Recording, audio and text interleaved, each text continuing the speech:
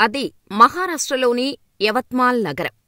దీనికి సమీపంలో చౌసాలా అనే అటవీ ప్రాంతం.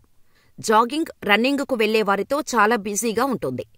ఎప్పట్లాగానే కొందరు జాగింగుకు వెళ్లిన వారికి మే 15, 2025న సగం ఖాళీ ఉన్న డెడ్ బాడీ కనిపించింది. అంతే, అందరూ భయంతో వణికిపోయారు. అందులో ఒకరు ధైర్యం చేసి పోలీసులకు ఫోన్ చేసి డెడ్ బాడీ గురించి చెప్పారు. రంగంలోకి దిగిన పోలీసులకు మొదటిగానే పెద్ద సవాల్ ఎదురైంది. ఎటువంటి ఫింగర్ ప్రింట్స్ కానీ, డెడ్ బాడీని గుర్తించటానికి ఎటువంటి ఆనవాళ్లు కానీ లేవు. అయితే చనిపోయింది మగ వ్యక్తి అని, జస్ట్ 30 నుంచి 35 వ్యక్తే అని తేలింది. దీంతో ఆ ఏజ్ గ్రూపులో మిస్సింగ్ అయిన వారి ప్రొఫైల్స్ బయటకు తీసి ఆరా తీయటంతో చనిపోయిన వ్యక్తి 32 సంతన్ దేశ్ముఖ్దని తేలింది. అయితే అంత దారుణంగా అతడిని చంపటానికి గల కారణాలు తెలుసుకునేసరికి పోలీసులే ఆశ్చర్యపోయారు. ఆ క్రైమ్తో సంబంధం ఉన్నవారి గురించి తెలుసుకున్న పోలీసులు షాక్కు గురయ్యారు. అసలు ఇటువంటి వారికి ఎలాంటి శిక్ష వేసినా తప్పులేదు అని ఫైర్ అయ్యారు కూడా.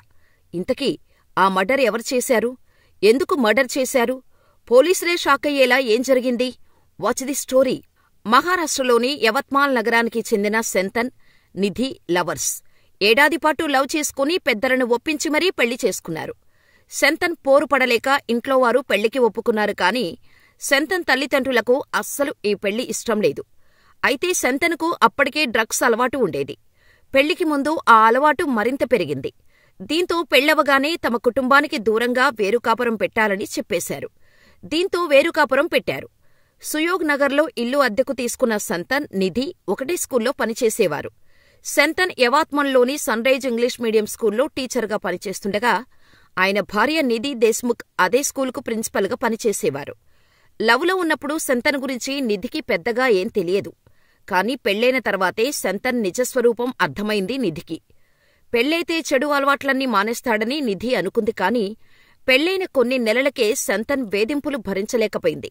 సంతన్ మద్యానికి బానిస కావటంతో వచ్చిన జీతంతో పాటు అప్పులు కూడా చేయటం మొదలుపెట్టాడు. తనకు వచ్చిన శాలరీ, అప్పు చేసిన డబ్బు కూడా మద్యం, డ్రగ్స్ కొనటానికి వాడేసి భార్య నిధి శాలరీ కూడా ఇవ్వాలని డిమాండ్ చేసేవాడు. ఇవ్వకపోతే కొట్టడం, వేధించటం మొదలుపెట్టేవాడు. కాని కొన్ని రోజులకు కొట్టినా సరే నిధి శాలరీ ఇవ్వకపోవటంతో చాలా దారుణమైన ప్లాన్ వేశాడు సంతన్. ఇద్దరూ ఏకాంతంగా ఉన్నప్పుడు భార్య న్యూడ్ ఫొటోస్, వీడియోస్ రికార్డ్ చేశాడు. ఎందుకిలా చేస్తున్నారని అడిగితే ఇవే మంచి మూమెంట్స్, అయినా మనం భార్యాభర్తలం, ఏం చేసినా మనిష్టం అని కాంప్రమైజ్ చేశాడు. ఆ తర్వాత తనకు డబ్బులు కావాల్సిన ప్రతిసారీ ఆ న్యూడ్ వీడియోస్, ఫొటోస్ని అడ్డం పెట్టుకొని నువ్వు డబ్బులిస్తావా లేక వీడియోస్ని, ఫొటోస్ని సోషల్ మీడియాలో వైరల్ చేయాలా అని బెదిరించేవాడు. ప్రేమించి పెళ్లి చేసుకున్నవాడు, అండగా ఉండాల్సినవాడే వేధించటంతో మానసికంగా కుంగిపోయింది నిధి. శాంతన్ తీరుతో పూర్తిగా విసిగిపోయిన నిధి అతడు చనిపోతేనే పీడ విరగడవుతుందని చంపేయాలని ఫిక్స్ అయింది. అయితే ఎలా చంపాలో గూగుల్లో వెతికి విషం పెట్టి చంపేస్తే చేతికి మట్టి అంటుకోదనుకుంది నిధి. దీంతో విషాన్ని అసలు ఎలా తయారు చేయాలో గూగుల్లో సెర్చ్ చేసింది. కొన్ని విషపూరిత పండ్లు, పూలతో ప్రాణాలు పోతాయని తెలుసుకుంది నిధి. అయితే తనకు ధైర్యం చాలక తను పడుతున్న బాధను తన స్టూడెంట్స్కే చెప్పి చంపేయాలని అనుకుంటున్నా, సాయం చేయండి అంటూ రిక్వెస్ట్ చేసింది. దీంతో ముగ్గురూ కలిసి మహాదేవ ఆలయ ప్రాంతంలో ఆ పండ్లు, పూలతో జ్యూస్ తయారు చేసి అందులో 15 పారాసెటమాల్ టాబ్లెట్లను కలిపారు. అప్పటికే ఫుల్గా మధ్యమత్తులో ఉన్న శాంతన్కు ఆ జ్యూస్ని ఇచ్చారు. ఆ జ్యూస్ తాగిన శాంతన్ మే 13 మంగళవారం సాయంత్రం 5 గంటల ప్రాంతంలో చనిపోయాడు. చంపడమైతే చంపేశారు. కాని శవాన్ని ఎలా మాయం చేయాలో అర్థం కాలేదు. అయితే దగ్గరలో ఉన్న అడవిలో వేసేస్తే ఏం కాదని తన స్టూడెంట్స్కు చెప్పింది నిధి. అలా ముగ్గురూ కలిసి కారులో శవాన్ని తీసుకువెళ్లి అడవిలో పడేశారు. కాని పోలీసులు కనిపెడతారేమోనన్న భయంతో మరుసటి రోజు ముగ్గురూ కలిసి పెట్రోల్ పోసి శవాన్ని కాల్చేశారు. కాని అది పూర్తిగా కాలలేదు.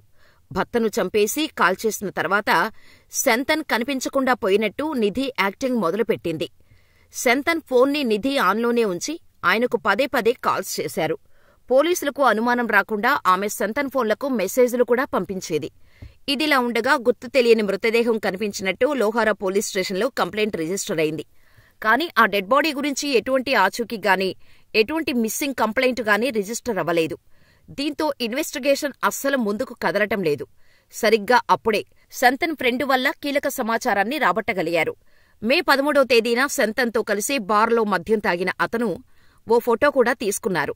ఆ ఫోటోలో శంతను వేసుకున్న షర్ట్ కలర్, పూర్తిగా కాలిపోయిన డెడ్ బాడీ దగ్గర కాలిపోయిన షర్ట్ కలర్ ఒకేలా ఉంది. దీంతో వెంటనే నిధిని ప్రశ్నిస్తే తనకేమీ తెలీదని, అసలు ఆ షర్టు శంతనుకు లేనేలేదు అని బుకాయించింది. అయితే నిధి తీరుపై అనుమానం వచ్చి పోలీసులు కస్టడీలోకి తీసుకొని తనదైన స్టైల్లో అడిగేసరికి అసలు నిజం చెప్పేసింది. అయితే నువ్వు చేసిన నేరంలో అసలు ఏమీ తెలియని నీ స్టూడెంట్స్ను కూడా లాగావు, వారి జీవితాన్ని కూడా నాశనం చేసేశావని పోలీసులే ఫీలయ్యారు. అయినా ఇంతటి దారుణాన్ని ఆ మైనర్స్ భయం లేకుండా చేయటం షాకింగ్గా ఉందన్నారు పోలీసులు. ఈ విషయం బయటకు వచ్చాక అటువంటి భర్త ఉండే కంటే చావటమే మంచిది అని కొందరు, చంపేసే బదులు విడాకులు తీసుకోవచ్చు కదా అని ఇంకొందరు అంటున్నారు. మరి మీరేమనుకుంటున్నారో మాకు కామెంట్ చేయండి.